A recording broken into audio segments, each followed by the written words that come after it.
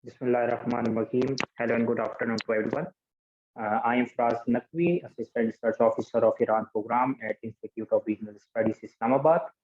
And IRS is basically trying to analyze the ongoing Ukrainian situation from both Pakistani and Iranian perspective. As you know that the Russian invasion of Ukraine, or otherwise known as Ukraine crisis, is the largest military conflict in Europe since the World War II. All the European states are basically aligned with the NATO, with the exception of few who have attained the who have continued with their neutral status. But as you know, that Sweden and Finland have also appealed to join NATO. So clearly there is a bloc politics going on inside Europe, that on the one hand, EU and US are one side and Russia is on the other. And it is basically having grave situation for all the energy situation across the globe. In this way, Russia has already stated that it will not sell its oil to any hostile nation without being paid in its own currencies. On the other hand, EU has been imposing sanctions, US has been imposing sanctions on Russia, especially on their energy assets. Similarly and simultaneously, the Vienna talks are going on between Iran and P5+1 power, and EU has been quite active to assure that these round of talks would go successful. Because if Russia would not supply gas to Europe, it would definitely have consequential effects on European industry. And here is the chance for Iranian energy asset to step into the market, which would be mutually beneficial for both EU and Iran. For Iran, if the sanctions would be removed, it would be better for its economy to sell their oil, sell their gas, since Iran is the second largest country in terms of gas reservoirs. On the other hand, EU would be happy to continue with its industrial growth without being dependent on Russia. So to discuss on this topic, we have invited two eminent speakers. One is John Ghazvinian. He is basically the executive director of Middle East Center at University of Pennsylvania. He is a former journalist as well as the author. His most recent book was published in 2021 by the name America and Iran, a history from 1720 to till present. Our second speaker is the assistant director and research fellow by the name Sarmad Zia. He has been appeared in various talk shows, both nationally and internationally, and he is basically serving as research fellow at Army Institute of Military History, Rawalpindi, Pakistan. So first of all, I would like to invite Sir John Ghazvinian to speak for about 10 minutes and enlighten us about the ongoing situation at Ukraine and the importance of Iranian energy in this regard. Over to you, sir. Thank you very, very much. And thank you for this kind invitation. It's a pleasure to be with all of you. I look forward to learning from you as well, sharing a few of my thoughts and insights. I hope they're somewhat useful to you. So I apologize if I'm a little bit, if anything I say doesn't sound completely clear. It's very early in the morning here still. So I just want to say, look, I'm going to be speaking as a historian, as Mr. Naqvi said. My experience really, where I come into this story is as a historian of US-Iran relations, and published this book last year, which covers really the 300 years of bilateral relations between North Americans and Iranians and Persians. So that's how I, really approach this topic, not as a policy analyst, but as a historian. So I look forward to learning from you in terms of where we're going and future directions and so on. I'll just give a very brief overview of, and I hope you'll indulge me, of Russian-Iranian history as I see it relevant to this particular situation, the Ukraine conflict. Generally speaking, Iran and Russia have had a very complex relationship throughout most of the 19th century and early 20th century. Of course, Russia was a very powerful empire that interfered quite a lot in Iran's sovereign affairs. For Iranians, Russia was seen, if not as a threat, at least as a sort of hegemonic power on its doorstep that didn't always respect Iranian sovereignty at a time when Iran and the Persian Empire generally was weakening. This was true also of the British Empire in the south. So Iran was very much sandwiched between Russia in the north and British Empire positions in the Persian Gulf to the south and to the east, as I think you are all probably more than familiar than I am. So there's a long history of kind of nervousness about Russian intentions that continued well into the 20th century. In the 20th century, Russia has on more than one occasion occupied Iran militarily in ways not entirely dissimilar to the way it's occupying Ukraine today. So that experience, I think, is in the minds of Iranians who have a sense of their consciousness, or a sense of their history rather, which is not everybody, but those who do will certainly be aware of that history. That happened in 1911 throughout the First World War as well.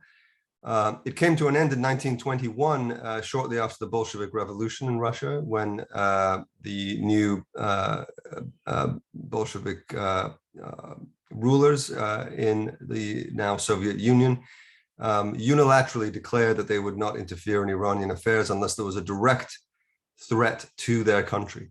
That is a treaty that they abided by largely throughout the 20th century, except in 1946, shortly after the Second World War, when the Allied forces, Britain, United States, and Soviet Union occupied Iran during the Second World War to get supplies from the Persian Gulf up to the Soviet Union to help to defeat Hitler. It was actually a very important operation in terms of supplying the Soviet war effort. However, the three powers agreed that they would vacate Iranian territory by the end of the war, within 6 months of the end of the war, and the Soviets did not do that. So there was a crisis in 1946, one of the very first crises that was dealt with by the United Nations right after the Second World War, the so-called Azerbaijan crisis, which again bears some interesting similarities to where we are today. Soviet forces stayed in northwest Iran, created a sort of communist puppet state in sort of the People's Republic of Azerbaijan, or tried to, and were eventually convinced to leave by very skillful Iranian diplomacy, although the United States has often taken some credit for that as well, I think perhaps excessively, and has claimed to sort of forcefully pushed the Soviets to vacate, though I think those claims are somewhat dubious. So that's some of the history before the Iranian Revolution. And then, of course, when the Iranian Revolution took place, we forget this now because it has such an anti-American reputation, but it had just as much, if not more, of an anti-Soviet and anti-communist orientation.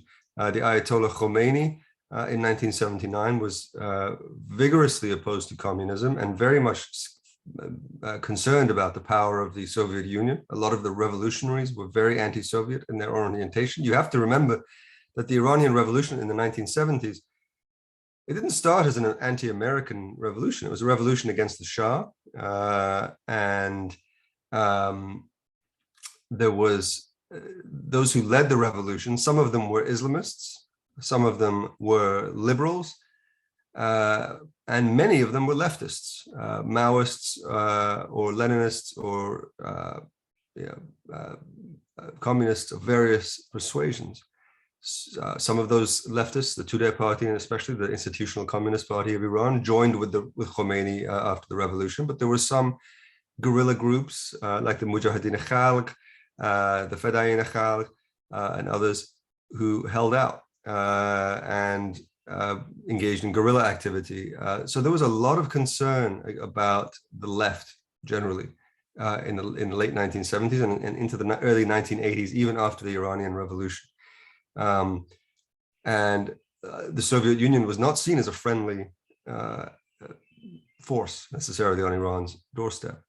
Of course, Iranians were also very aware after 1979 of the Soviet invasion of Afghanistan.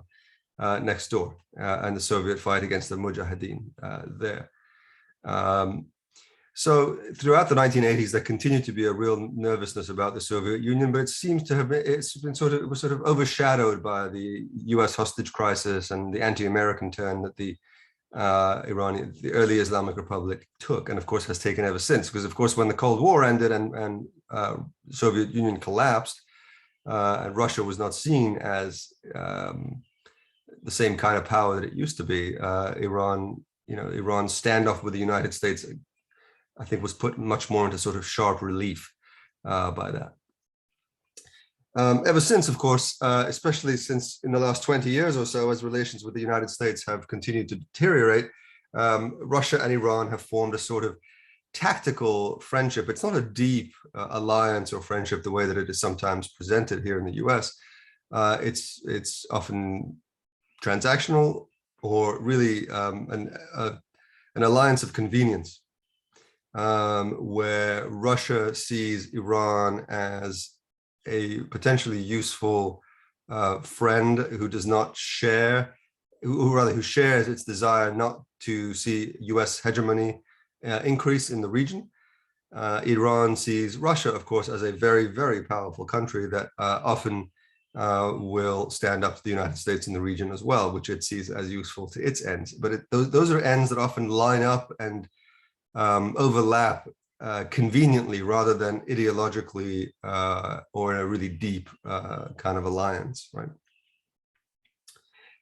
So that's a brief overview of kind of US, the history of kind of Russia-Iran relations in the modern period. I also want to touch a little bit on Ukraine-Iran relations in the last 20 to 30 years. Briefly, throughout the 1990s and early 2000s, Iran generally has enjoyed a relatively positive relationship with Ukraine, particularly when Ukraine was led by more pro-Russian and less Western-friendly leadership. After the Euromaidan protests, of course, and the collapse of the Yanukovych government, Iran and Ukraine's relations have definitely taken a turn in a less positive direction. They still maintain relations and embassies and relatively positive ties, but much, much less so than before. In the years since the coming to power of course, Poroshenko and then Zelensky's government in Ukraine. Ukraine has taken, as you know, a much more pro-Western bent. It has sided much more with the United States in terms of votes in the United Nations, in terms of enforcement and compliance with US-led and Western-led sanctions against Iran. And of course has made rhetorical statements along those lines as well that Iran has not particularly appreciated. Iran's closeness to Russia and to Putin, especially in the last 10 to 15 years, has not rubbed the Ukrainian government the right way either. So it's been a more frosty relationship over the past decade or so. That took an even more negative direct turn at the beginning in January of 2020, when some of you may remember when General Qasem Soleimani was assassinated by the United States. There were several days of extreme tensions between the United States and Iran, which culminated in Iran accidentally shooting down a Ukrainian passenger jet that was taking off from Tehran's Imam Khomeini airport, to very tragic loss of civilian life. The Ukrainian government has felt that the Iranian government has really been dragging its feet in terms of the investigations into that matter, and has criticized openly the Iranian government for that. So that has not helped matters either. And then that brings us now to the present day conflict, the conflict of 2022. That's the sort of background to it. Of course, when that conflict broke out, Iran found itself in a sort of interesting position that a lot of other countries did as well, that maintained good relations to Russia, and perhaps skeptical relations with the United States or the Western Bloc. Iran, it's tricky because a lot of the Iranian public is, like publics in many parts of the world, has not viewed the Russian invasion with a lot of sympathy, has been very critical and kind of moved and upset by what they've seen. The Iranian government, I think, is also not very comfortable with the decision by the Russians to invade Ukraine. However, Iran is not really in a position, with very, very few actual friends in the world. Iran is not in a position to alienate its one of its most powerful and important friendly states, which is Russia. At the same time, Iran already doesn't want to add to its isolation by vigorously and openly taking a pro-Russian perspective. So they have taken the line, and you see this a lot in statements made by parliamentarians or by Iranian government officials. The basic approach is they say we do not ever support the idea of war or invasion or armed conflict as a way to resolve disagreements. We think that's unfortunate, and we don't agree with that. However, we also think that the root cause of this problem comes from the United States and its activities in the region and its years of pressure on Russia. Iran feels that the United States has mishandled the situation for years and has pushed Russia into a corner and has provoked this conflict. So it tends to lay a lot of the blame on the United States, while also being careful not to excuse or in some way condone a military invasion as well. When the UN vote was taken after the invasion, Iran conspicuously was one of that group of about, I think, 25 or 30 countries that abstained rather than vote no, which was unusual, a little bit unusual for Iran. It usually would vote with Russia in UN resolutions. But in this particular case, it was one of those mostly African and some Latin American and Asian countries that voted to abstain rather than vote against the resolution, or certainly against or in favor of it. There were, I think, about 5 or 7 countries that voted against it, like Syria and Belarus and North Korea and Russia and so on. But Iran was not part of that group, fairly conspicuously. So this, now brings us to the conflict itself and the sort of conversation that I know you will want to have as well. There are a couple of things that come to my mind very quickly. I know I only have a couple of minutes remaining in my time, so I'll try to be very brief. One of the things that really strikes me is this sanctions regime that's been placed on Russia. It's pretty strong. Of course, there's a very large number of Russian assets that are being placed under US sanctions and international sanctions. The thing that really strikes me is that these sanctions have for many, many years been field tested on Iran without a great deal of international attention, or certainly not a lot of media attention here in the United States. Iran is one of those countries that it's easy to place sanctions on and sort of push around without drawing a lot of attention or criticism, at least in the US or in Europe.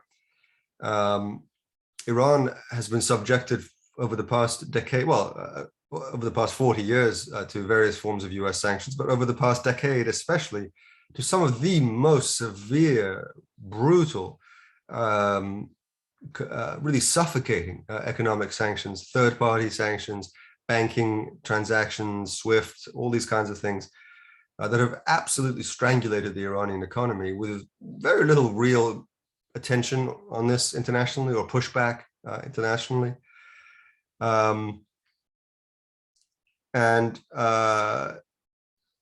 What I think is interesting to me is that it's a lot of those same types of sanctions are now being used against Russia, and they're getting a lot more attention, I think. And the reason I think this is interesting is because you're beginning to see conversations happening somewhat in Russia, although Russia has its hands full, but I think especially in China, you're seeing a redoubling of efforts to create alternative financial vehicles and instruments that could eventually circumvent the US position of hegemony over the international financial system. Because as you all know, the reason the US is able to be so effective with these sanctions is because there's simply no alternative to the dollar U-turn, to the transactions that have to go through Manhattan or through New York or through the SWIFT system.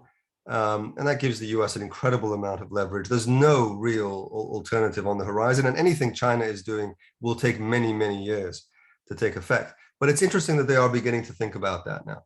I think that China is probably very uncomfortable has been uncomfortable for a long time, seeing the effectiveness of US sanctions on Iran and the power that gives the US over Iran economically, knowing that the US would probably not dare attack China in the same way, but I think it's been a matter of concern for them for a long time. And now that they're seeing the US have no hesitation of imposing some of these kinds of sanctions on Russia, I think that's really sharpening the thinking in China about, well, you know, how else can we circumvent some of these some of this US hegemony of the financial system. Europe tried to do this a little bit during the Trump administration with the so-called INSTEX mechanism, which was meant to provide some kind of financing mechanism for Iran. It didn't really go anywhere. But you know, again, the fact that these conversations are very, very embryonic at the moment, very, very limited in scope, but that's something to be watching over the next handful of years. Finally, I want to touch on what I know as the theme that you all want to talk about, which I'm not an expert in. I really wanted to focus more on the historical and kind of large picture overview, but I know that you wanted to talk about Iranian energy in the context of the Russia-Ukraine conflict. And I'll just say a very few words about this. I think that the United States and Europe have two very different approaches to this. They feel this very differently. Right now in the United States, our energy prices, our energy costs are going up a little bit in a way that people feel when they fill up their cars at the petrol station. They feel a little bit in heating bills, although luckily this conflict really didn't, you know, the warmer weather has helped with that. But it's not the same way that Europe is going to be feeling this. And, you know, the US has released strategic reserves and so on. You know, inflation, of course, is an issue here as it is everywhere, but we're not feeling it to the same degree that Europe is. And so I think for Europe, this is much more of a crisis. So it makes sense to me that the Europeans would have a much stronger incentive to want to revive the Iran nuclear deal, to try to get more Iranian oil onto the market. I think the attitude here in the US is going to be different, though, for a couple of reasons. One is, I think, politically, it's the idea of reviving the JCPOA, better relations with Iran, of any kind is highly politically prickly and contentious here in the United States. It requires an enormous commitment and willingness to spend political capital on the part of the Biden administration, which they, I think, are have not shown that they're really willing to do yet. The negotiations have stalled and they're just really not going anywhere. And I think there's a growing comfort level here in the US and in Washington with the idea that the JCPOA can sort of languish indefinitely. I think that's a lot easier politically than to kind of absorb higher energy costs, and even to absorb, I think for the US, the priority is to put more pressure on the Saudis and OPEC and their Persian Gulf allies to increase their flow of oil, rather than to take the much more politically difficult decision of reviving the JCPOA in a serious way with the Iranians. So I will stop there. I'm sorry, I've gone over time a little bit, but those are some preliminary thoughts. Thank you.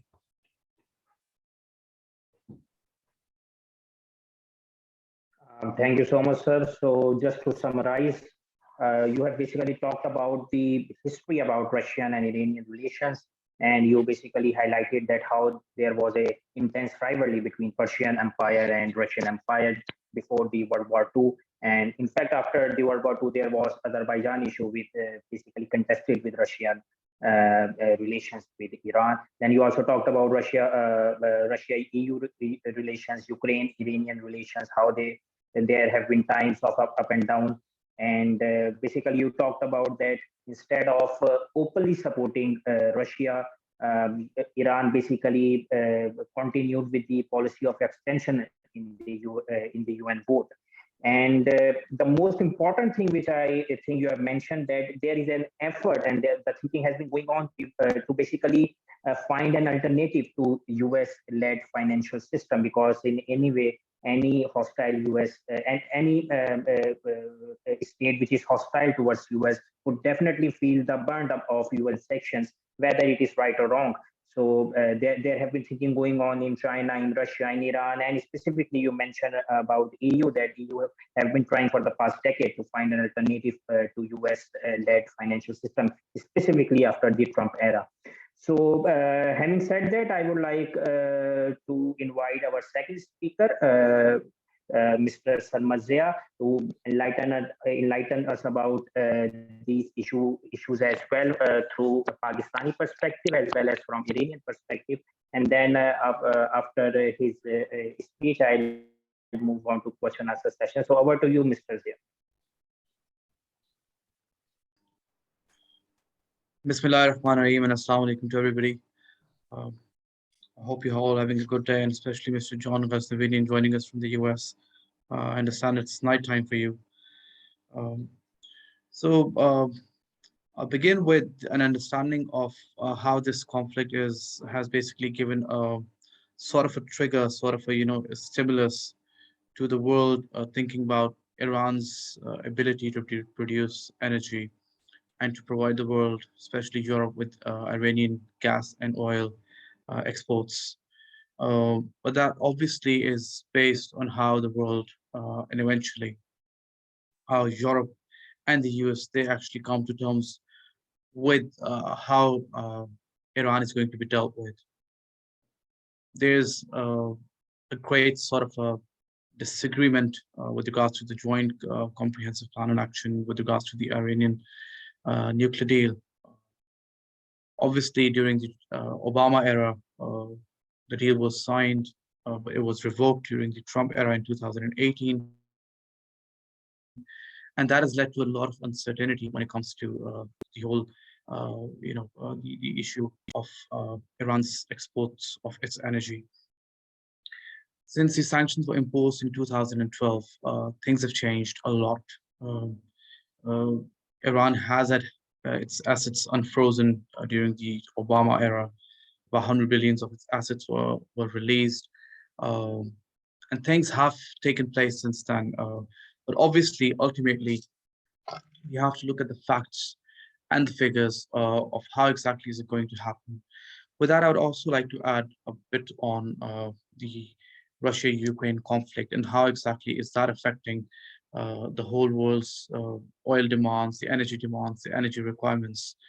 For instance, if you look at how Russia's oil production is dwindling, despite Europe being dependent on it at this point, before the sanctions were imposed on Russia, about 40% of Europe's gas and basically its oil, its gas requirements, they were met by Russia, and about 25 to 27% of their oil requirements, they were met by Russia as well. So this alone, these figures allow us to understand and appreciate the role, the energy role that Russia has been able to play in the last so many decades, and the kind of dependency Europe has on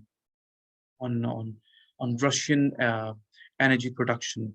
It's a very symbiotic relationship, naturally, where it helps Russia export its gas and oil to Europe, and Europe depends on that. Obviously, Russia depends in terms of its, the inflows of currency that come into Russia. That helps Russia develop its economy, and it helps it with a lot of development work that it seeks to do and has been doing over the last so many years. There are alternatives as well, but we'll come to that in a bit. But obviously, what we need to understand at this point is how exactly is Iran going to meet these demands, and whether it has the capacity to do so or not as well. If you've read the joint statement that came out yesterday on the Europe's economic energy security, which was released by a joint commission by the US and Europe, they have come to an understanding that they can no longer depend on Russia as a reliable partner, with Russia cutting electricity and oil, provisions to Finland, to Poland. Naturally, there's a lot of disagreement, and there's a lot of it's very emotional for the European countries, which are the primary victims of this conflict, and they understand that while the US it's sitting comfortably thousands of miles away, they're the ones who have to bear with this situation. As Mr. Ghazvinian has also pointed out, that he's basically echoed the same sentiment that Europe is the ultimate victim of this.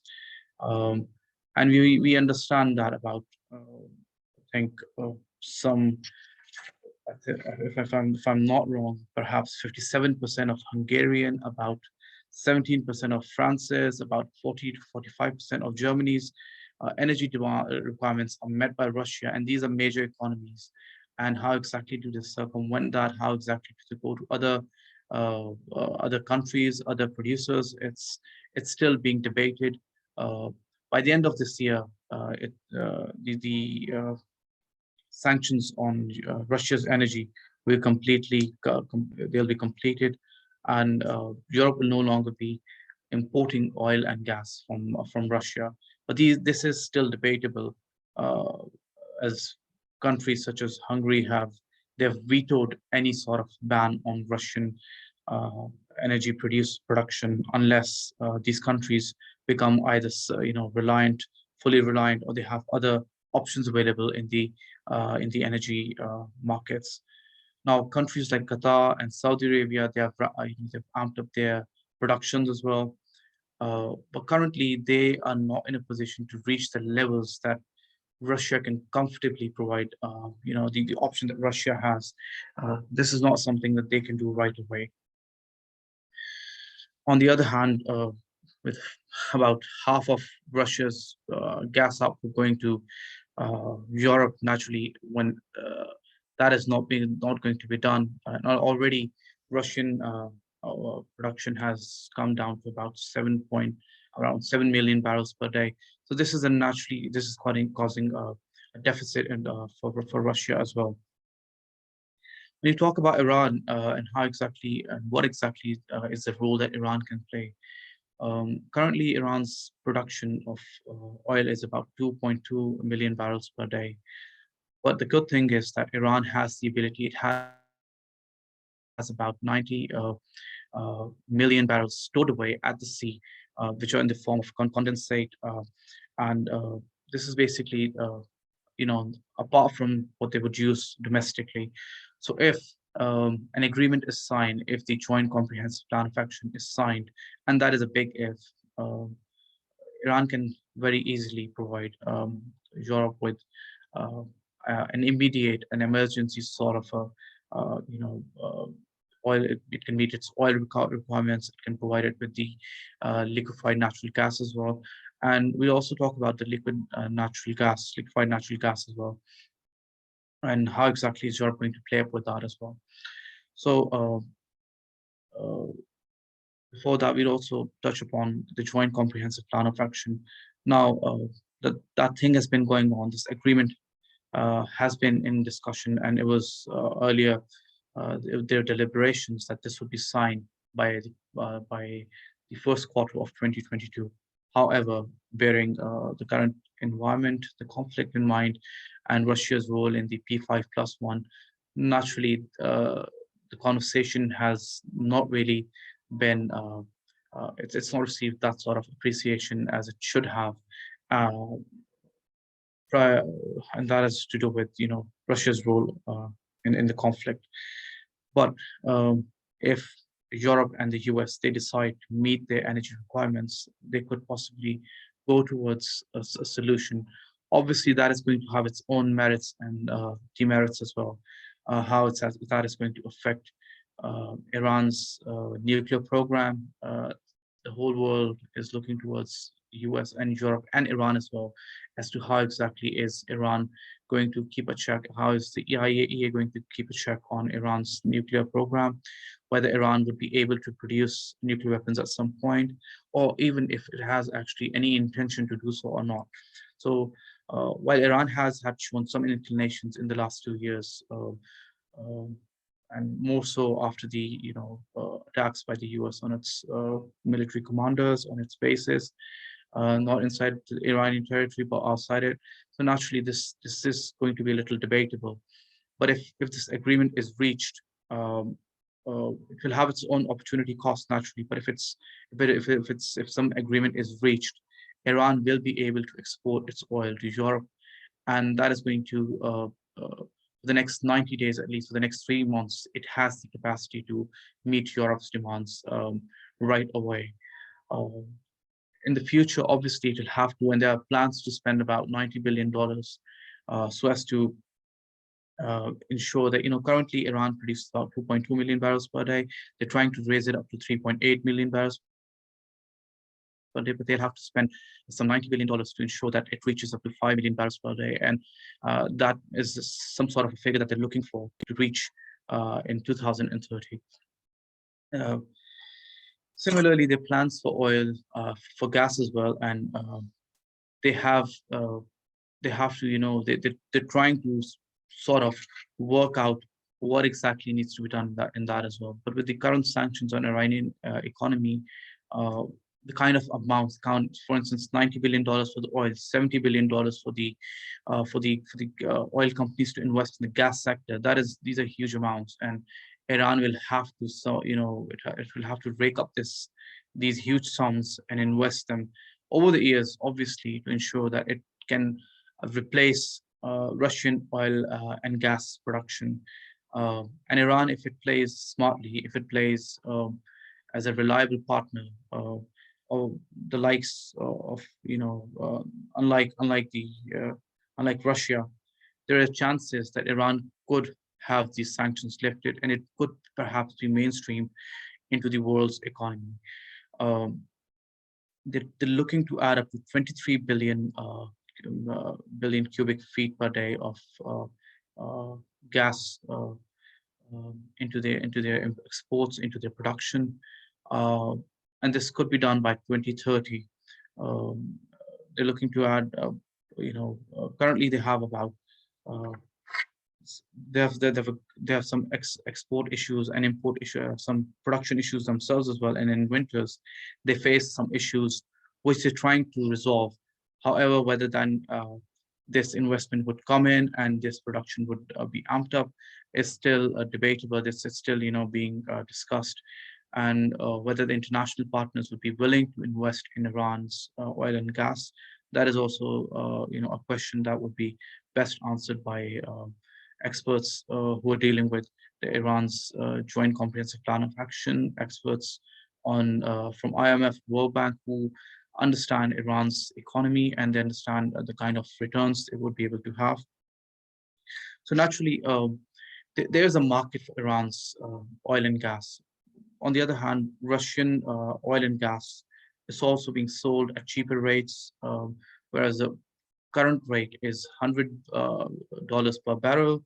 And mind you, this rate went up to $130 per barrel in March. Obviously, the prices have come down since, but Russia is selling these barrels for $70 per barrel, which is a 30% discount. And currently, India is taking it on. China is doing it as well. And China is actually, I think it has went and taken the Russian oil as opposed to the Iranian oil, which it had promised to buy from Iran, since Russia is selling it to China at a much cheaper rate. So Russia will also have to understand that to be a part of the international community, it will have to play smartly. Its major exports are its weapons, its military industrial complex, the kind of weapons it can afford to, it can provide to the world, it can sell to the world. And its other major export is oil and gas. And if its next door neighbors in Europe, where pipelines have already been made worth billions of dollars and been invested into these pipelines, naturally it will have to come to some sort of an agreement. It is important both for Europe and for Russia to come to an agreement, to come to an understanding that this conflict is not in anyone's interest, and perhaps joining military alliances from one side or the other is not in their favor, because at the end of the day, if they're the ones who are going to suffer, and countries sitting thousands of miles away are going to play there, are going to sort of use them, or they're going to pull their strings, this does not really benefit them in any way, and it only takes away their own sort of sovereignty, their own sort of independence from them, and they become more and more reliable on other nations coming to protect their interests. And I think I would, if I hope I haven't run out of time, but I think I would end about here, and I'd hand it back over to Mr. to the moderator, please. Thank you. Thank you, Mr. Sarmad. It was quite a comprehensive outline of how Russian and Iranian are competing with each other in selling their oil to the market, and how the Russian policy of lessening the price of their gas have basically impacted the Iranian sellings to China and India and all other partners. And you also mentioned that unlike Russia, Iranians were quite sensible in not confronting the West, specifically the EU. So there are chances and high probability that sanctions on Iran would be lifted because there is a mutual need. So having said that, I'll move on to Mr. John, and keeping the leverage of being a moderator, I would like to initiate the question answer session. Sir, as you have mentioned about the legacy of Russo-Iranian adversarial relations, as well as Mr. Zia also mentioned about the competition in energy sector between Iran and Russia, do you think that continuing with the imposition of sanctions on Iran would basically and eventually benefit Russia in a longer run in terms of its finances and economy, and and keeping the monopoly over the energy usage of Europe?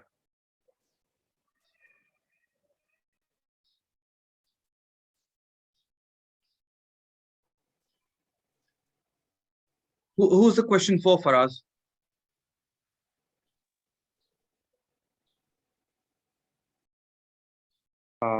Mr. John, am I audible? Yeah, sorry, go ahead. Yes. Sorry, so the question is whether, could you just repeat the question? I'm sorry. Yeah, basically, sir, as you mentioned about the legacy of Russo-Iranian adversarial relations prior to World War II, and specifically after the Iranian Revolution, and Mr. Zia also mentioned about the ongoing energy competition between Iran and Russia. So do you think that keeping the sanctions on Iran would, in a longer run, would eventually help Russia in keeping the monopoly over the European usage of sanctions on Iran would help Russia in its, I'm not sure I fully understand the question, to be honest with you.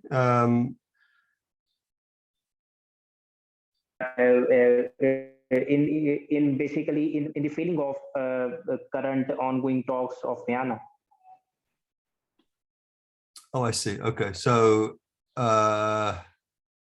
whether the sort of ongoing sanctions on Iran would place Russia in a potentially stronger position.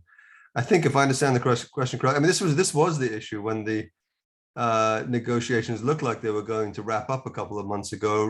Russia was very clear that it didn't want, the sanctions, the new sanctions that were being placed on Russia to limit its ability to trade with Iran as almost as a sort of backdoor way of reimposing some of the sanctions that would be lifted under the JCPOA. So this is actually exactly touches on some of the complexities of these issues. I mean, they were the parties, the P5+1, were very, very close to achieving an understanding in February, and I think that Russia was concerned that its bilateral trade with Iran would be affected by the new sanctions on Russia. That problem seemed largely to get resolved, and then we got stuck with a different problem, which was the listing of the Iranian Revolutionary Guard as a foreign terrorist organization in the United States, which has not yet been resolved. I think this is fundamentally an issue of political will on all sides, really, but especially in Washington and in Tehran. I hope that addresses the question. Yeah, sir. So there is a question by one of the participants, and he basically asked from you that is the ongoing Ukrainian crisis would sideline the ongoing Vienna talks on Iranian nuclear deal. Do you think that there is a possibility?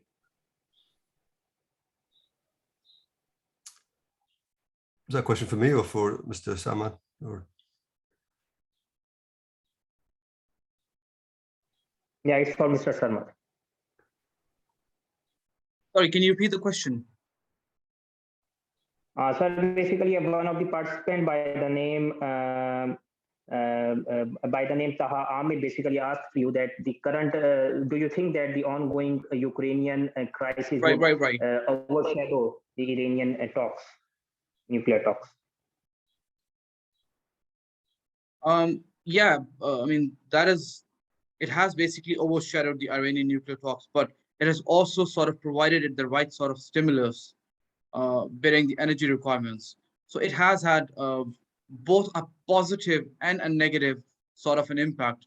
And perhaps this would allow the world to see Iran in a different light as well, Iran as a facilitator of Europe rather than a troublemaker that it has long been viewed as. So this provides Iran with an excellent opportunity to shed that sort of a cover that or that sort of an impression that it has had, especially since 2012.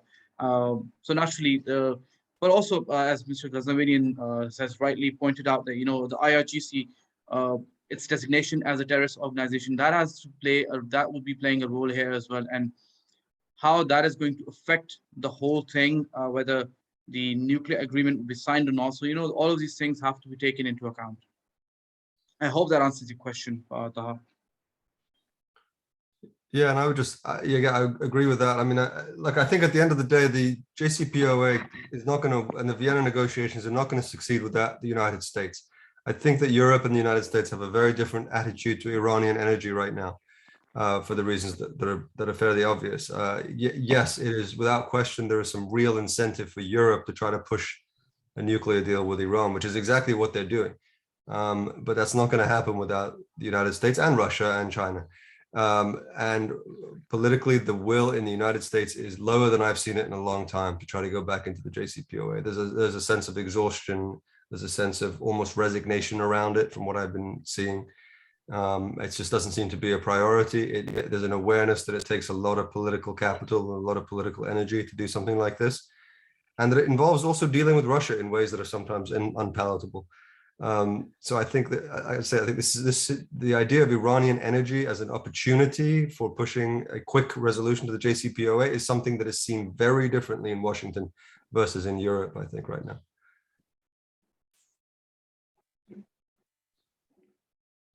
Yeah, so basically, sir, one of my question, and it is quite relevant to the contemporary issue, that there have been talks going on between Iran and Western powers previously on nuclear issue, but all of them have been unsuccessful, if successful, only for the short period of time. But in the contemporary run, there is that US is not willing to lift sanctions from the IRGC. Similarly, Iran is not any sort of restrictions on its missile program. So how do you see that? Is there a chance in reality that such nuclear talks would eventually succeed? This is a question for you, Mr. Zia. For me. Yes, sir.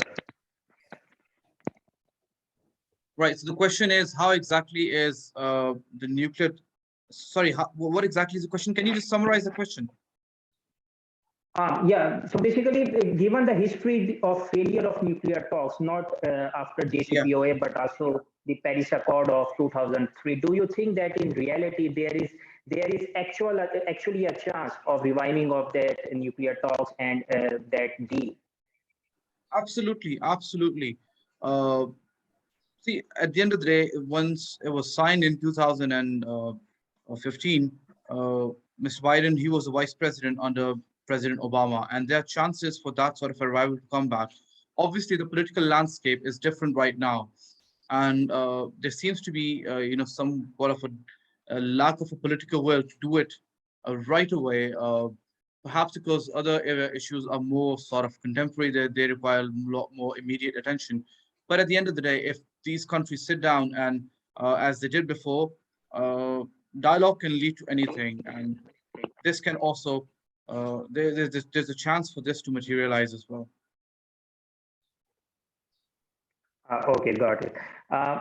Mr. John, as we are talking about the alternative to Russian gas supply and Russian energy resources in Europe, and we are basically focusing on Iranian energy assets. But the Arab states, specifically the Gulf states, are also the competitors, and they are also eyeing to capture the European market. Do you think that European state would prefer Arab Gulf states over Iran, given their strong ties with the Gulf states?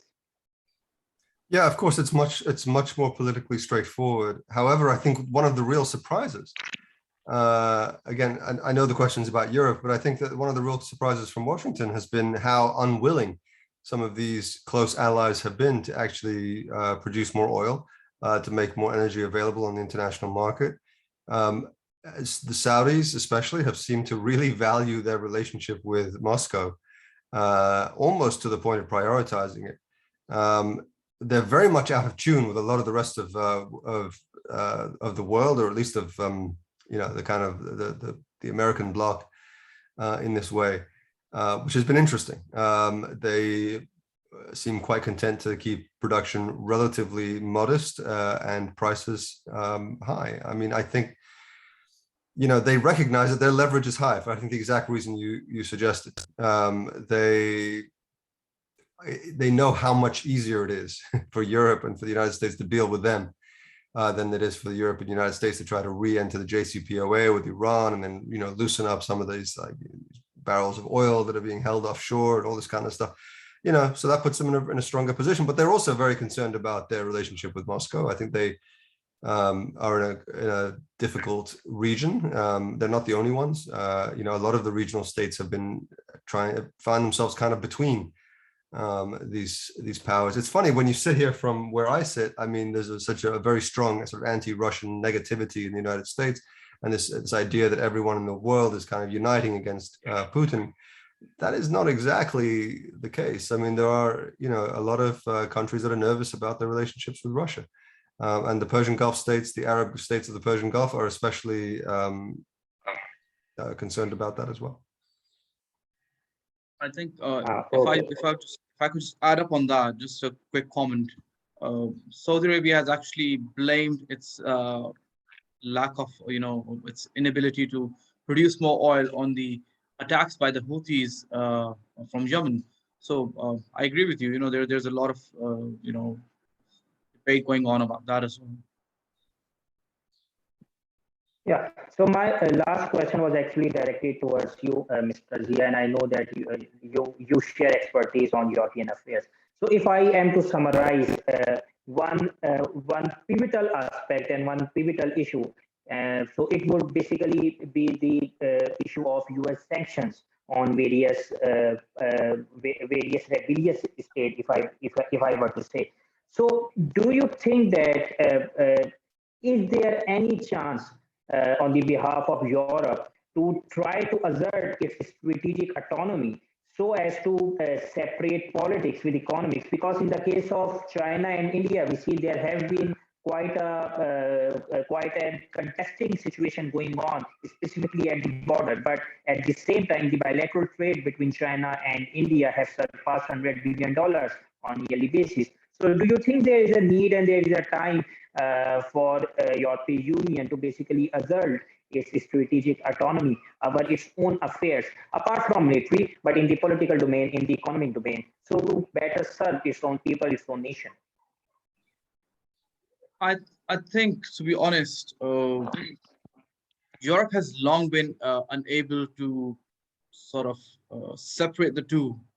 There's a very strong rhetoric coming from Europe vis-a-vis Russia, even vis-a-vis China at times. But since they don't have a border with China, they know ongoing conflicts, and there's no actual confrontation between China and the EU. So that lack of, the absence of any sort of a conflict, that keeps it away. But with Russia, they have an ongoing conflict, and both sides are showing no signs of backing off. Uh, and Europe, despite understanding that they have a direct relationship with Russia, they depend on the Russian energy. And Russia fully comprehending that its economy is tied to Europe. A major portion of or the major region of Russia, it lies in Europe, and it is essentially a European state, despite a massive, the rest of its land in Asia. At the end of the day, it's a European state, and they have to have a dialogue. They have to separate the two, and they have to appreciate each other's security and military concerns as well. Uh, with that, I would also add that, with NATO expanding into Europe, Russia feels that there lies this sense of insecurity, and that is a permanent feature of Russian security infrastructure. They don't want to have NATO along with the US at the gates, uh, and they see Europe as a facilitator, as a provider of space to the US to come and achieve its goals. Uh, so there has to be some sort of a dialogue. They have to the actual chances of that happening very soon is very difficult. This is why Europe is looking to diversify its energy imports.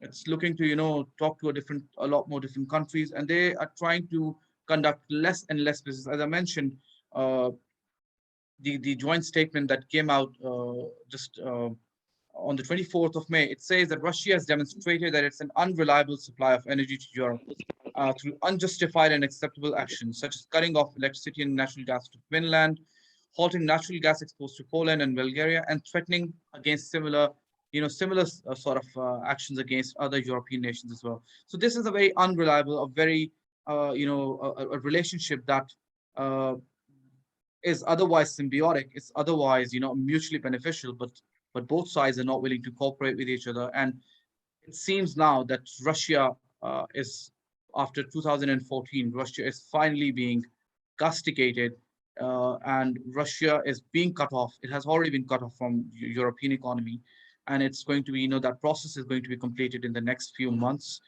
And in a few years, perhaps Russia is, unless something drastic happens, that sort of a sentiment is not going to go away vis-a-vis Russia.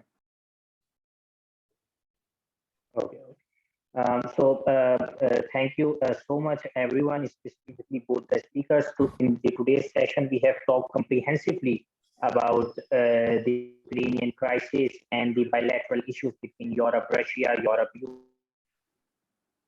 US, Europe, Iran, Europe, and amongst various others. And we have talked in detail about how Iranian energy assets are essential as an alternative for Europe, not only for Europe, but across the globe as well. And we have also extensively talked about the ongoing situation in Ukraine and how that crisis could be diffused, and what are the consequences for it for the world. We have also talked about and touched upon the idea of strategic autonomy on the behalf of European Union, and an effort to find the alternative of US-led financial system by Russia and China. So while concluding, I would like to thank both the speakers. Mr. John, I know it's very early there, and I am quite indebtful to you to be able to participate in our session, despite you have recently gone to a surgery. I am truly grateful to you, sir. And Mr. Sarmad Zia, who I know personally that it's been quite a tough days right now, the current political situation in Pakistan, but he managed to participate in this session. So I will I would like to thank both of you, and I really hope that in the future session I'll be able to contact you and invite you as a speakers as well. So thank you so much, Mr. John and Mr. Zia, and all the ladies and gentlemen who participated in our session. Thank you so much. Thank you, and you God very bless much. you. Take care.